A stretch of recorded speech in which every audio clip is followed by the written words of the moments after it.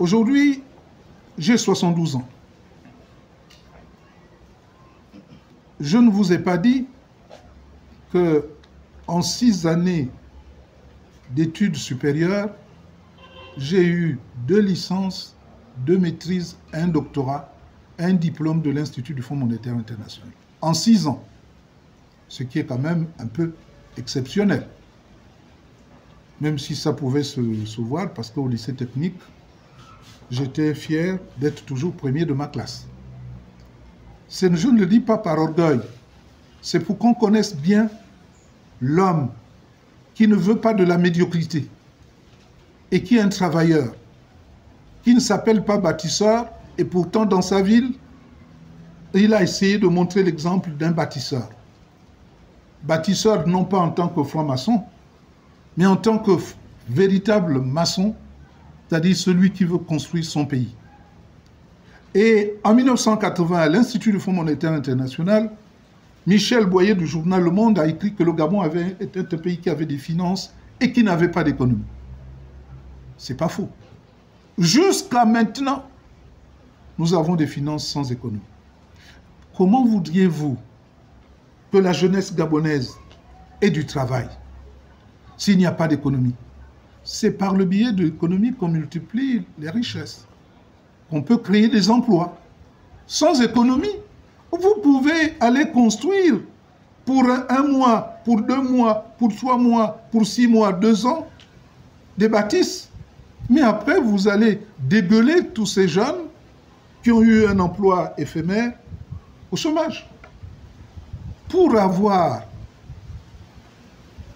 un travail qui dure, il faut absolument que vous ayez une véritable économie.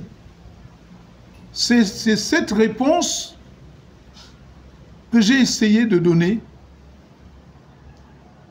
à l'Institut du Fonds monétaire international et que j'ai inséré dans ma thèse intitulée « La provincialisation ».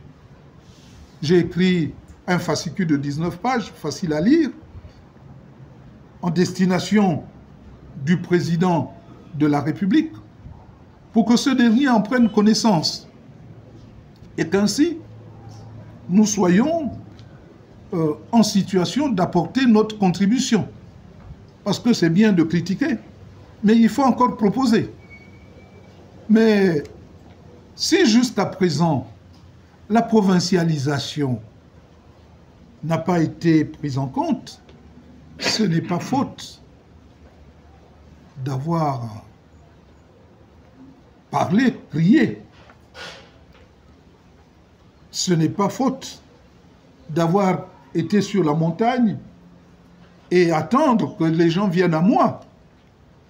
C'est parce que le Gabonais est formaté pour la médiocrité. Le Gabonais est formaté pour qu'il n'ait pas besoin de faire des efforts. Si vous avez quelqu'un qui n'aime pas l'effort, qui n'est pas courageux, parce que nos mamans nous interdisent de lever la tête quand vous revenez de France. La mère dit, trouve du travail et reste tranquille, ne te mêle pas de politique. Donc tu te contentes uniquement d'aller à ton travail. C'est pourquoi beaucoup d'intellectuels ne participent pas à la vie politique. Dès qu'il a son travail, il se contente de cela, en oubliant qu'une mauvaise gestion de l'État peut conduire à la perte de son travail et finalement d'avoir un diplôme sans pouvoir trouver de solution. Lorsque je parle du Gabonais, ça n'est pas insultant, c'est une réalité, parce que j'ai toujours dit que pour que notre pays se développe, il faut un certain nombre de critères que chaque Gabonais doit pouvoir s'approprier. L'effort, le courage, l'esprit d'initiative et l'esprit d'abnégation. Or, le système n'aime pas l'initiative. Vous devez tout attendre du chef. Aucune tête ne doit dépasser. C'est le nivellement par le bas. Et tout le monde suit. C'est ce qui se passe aujourd'hui. Vous avez un jeune général de brigade dont le décret est né de la contrefaçon de la signature d'Ali Bongo. Ce n'est pas moi qui l'ai dit, c'est, semble-t-il, Manfumbi, porte-parole du CETERI, que les décrets ont été falsifiés par Sylvia Bongo et son fils. Mais ce sont ces décrets falsifiés qui m'ont fait partir de la vice-présidence. Ce sont ces décrets falsifiés qui ont fait nommer Brice Clotaire Oligui comme commandant en chef de la garde républicaine et ensuite comme général. C'est-à-dire que tout le monde, certains ont été victimes, d'autres bénéficiaires de ces décrets où on falsifiait la signature du chef de l'État. Donc, puisque aucune tête ne doit dépasser, ce qui nous arrive aujourd'hui avec Brice Clotaire Oligui, qui est le summum même de l'anéantissement de l'homme gabonais, où il réussit à faire en sorte que le dialogue, des dialogues que nous avons connus à moult reprises, ne soit pas l'émanation des partis, mais l'émanation de sa personne. C'est lui qui choisit qui doit aller dialoguer. Quelqu'un qui est venu ici hier me disait qu'il y a des filles à Paris qui n'ont jamais compris, rien compris à la politique, qui étaient là, à ce dialogue. Et ça vous génère une réflexion qui était émanant de celui qui vous réunit. Et les Gabonais acceptent. J'ai entendu Bunzanga s'élever contre ce fait, et pourtant c'est lui qui a présidé cette sous-commission. C'est à ce moment-là qu'il aurait dû être vigilant pour ne pas laisser certaines choses se faire. J'entends les Gabonais dire « Oh mais comment Maranga Moussavou ne va pas être candidat? Il a l'expérience. Il a la forme. » Je veux dire que, pas dit il pète la forme, parce que ce serait trop prétentieux, personne ne pète la forme. Mais je semble être en forme, attesté par les examens médicaux, puisqu'il y a une commission médicale. Quand vous avez une commission médicale, ben, vous ne pouvez pas dire à quelqu'un « tu ne peux pas être candidat parce que tu as 72 ans ». Cette décision est une décision politique pour écarter ses adversaires. Mais si tu veux être président de la République, affronte tes pires adversaires. On verra par comment tu vas t'en sortir. On t'a mis en indisponibilité, comme il dit lui-même. Bon, c'est bien. Mais encore faut-il que cette mise à disposition, cette mise en disponibilité te permette de rencontrer d'autres Gabonais, de confronter tes idées à d'autres Gabonais et t'enrichir de ces idées. Et peut-être de nouer des liens qui permettront de conduire ensemble. Le Gabon, ce n'est pas en excluant certains, parce qu'ils ont des idées, et toi tu n'en as pas, qu'il faut absolument qu'on en arrive là. Quand hier, je disais aux Gabonais que ce qui se fait n'est pas bien, je dis, ben c'est lui, il parle pour lui. Mais je n'ai jamais parlé pour moi. Je parle pour que nous ne soyons pas dans la situation où nous sommes aujourd'hui ridicules. Les autres nous trouvent mollassons. Les autres Africains estiment que les Gabonais c'est un drôle de peuple qui accepte tout, qui ne dit rien, qui, même si on lui dit de faire des choses qui n'ont pas de sens, il accepte de le faire.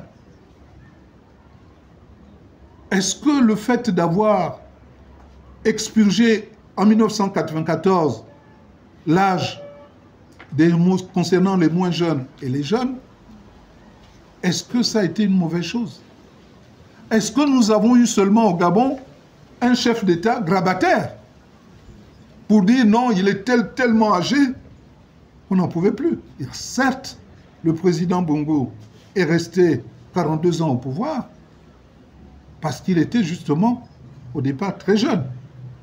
Quand vous prenez la présidence à un âge donné, bon, vous êtes au moins sûr que celui-là ne restera pas longtemps.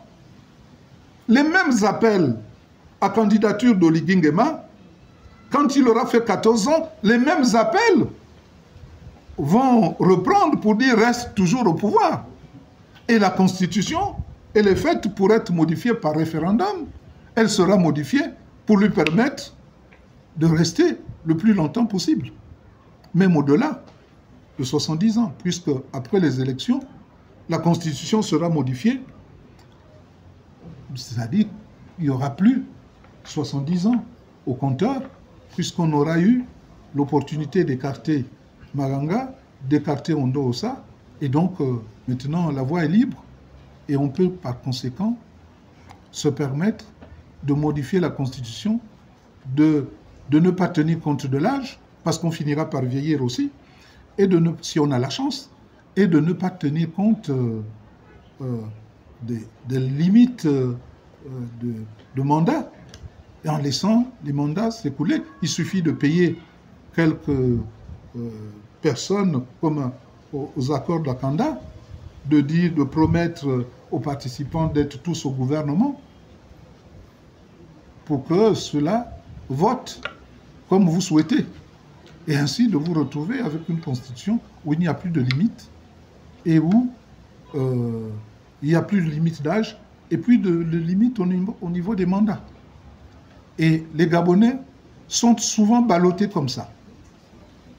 Et si vous avez quelqu'un qui vous dit « ceci, on l'a déjà vu, ce n'est pas bon », les gens disent « non, il faut laisser faire ».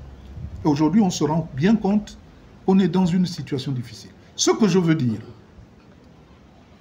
que si j'ai déposé ma candidature, c'est parce que tout simplement, je voulais prouver la stupidité de notre Constitution. On vous dit d'aller faire des examens médicaux. Pourquoi on me demande de faire les examens médicaux? C'est pour voir si vous êtes apte à exercer cette fonction, parce qu'il y a aussi un examen psychologique que vous menez. On voit si vous êtes moralement apte, si vous êtes physiquement apte, et donc, ensuite, on vous déclare apte. On fait des examens sur le sida. Beaucoup ne veulent pas, certains ne veulent pas des examens sur le sida parce qu'ils ont peur qu'on découvre qu'ils ont le sida, mais ce n'est pas grave. On n'est pas obligé de le faire. C'est-à-dire qu'on peut diriger le pays même avec le sida, puisque le sida, il suffit de bien suivre, ça ne tue plus. On voit beaucoup de gens pantelants ayant le sida et qui vivent leur vie normalement. Donc c'est vous dire que si vous avez une commission médicale et vous parlez de l'âge, c'est vraiment contradictoire.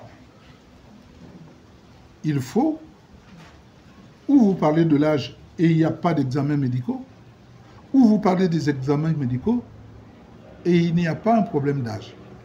Donc ce faisant, ce qui se passe, ce que je voudrais dire, c'est que nous sommes ici dans le domaine politique. Ce n'est pas du droit. Il y a des exemples de par le monde.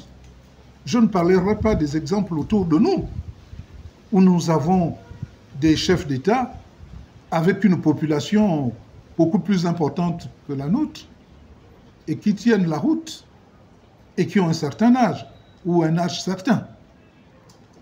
Donc, si c'est par la politique qu'on a exclu Malanga Moussavou, c'est par la politique qu'on va intégrer Malanga Moussavou comme candidat à l'élection présidentielle. Je ne ferai pas de recours, parce que le recours auprès de la Cour constitutionnelle est un recours qui va nous amener à nous faire débouter parce qu'il va s'appesantir sur le droit. Or, en appelant le président de la République à réfléchir, la politique primant le droit, pour ceux qui ne comprennent pas, ils vont dire « oui, la Constitution dit il faut un certain âge ». Il faut savoir que la politique prime le droit. Le politique prime le droit. Autrement dit, si le président Oligui Nguema, en réfléchissant, comprenait que la présence de Maganga dans un débat est important, vous apprendrez que je suis candidat. Donc ne vous étonnez pas si par extraordinaire, malgré l'âge, Maganga est candidat, puisque c'est une décision politique qui a fait qu'on m'exclut. C'est une décision politique qui fera qu'on m'intègre dans ceux qui devraient compétir.